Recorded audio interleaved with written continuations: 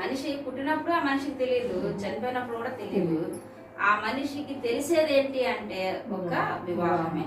కనుక దేవుడు దాన్ని ఘనంగా ఎంచుకొచ్చి జన్మ మరణాలకి ఏం చెప్పాడంటే ఒకరి జన్మదినం కంటే మరణదినం శ్రేష్టం అన్నాడు. అయితే అక్కడికి ఆ మాటని వివాహం దగ్గరికి వచ్చేసరికి ఇది ఘనంగా ఉండాలన్నాడు.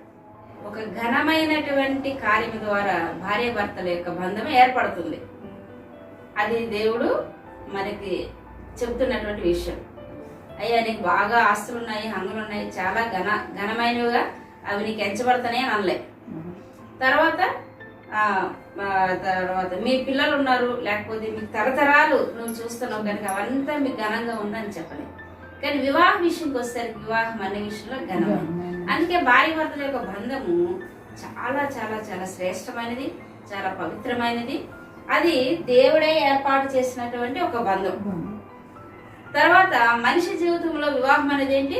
పుట్టుక తెలియదు మనిషికి, మరణము తెలియదు. కానీ వివాహము మనిషికి తెలుసు కనుకనే మనము తెలిసి తప్పు చేయకుండా ఉండాలి.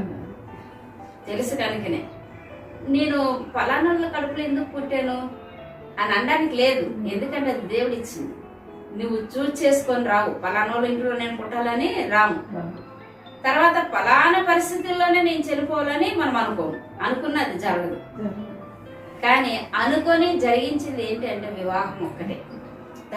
దాన్ని ఖచ్చితంగా మనం అనుకోవాలి.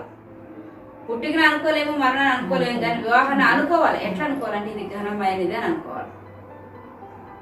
అయితే వీటన్నిటికంటే ఘనమైనదిగా దేవుడు ఎందుకు ఎంచాడు అంటే ఆ వివాహ బంధము ద్వారానే ఈ యొక్క సృష్టి అంతా కూడా ముందుకు కొనసాగుతుంది.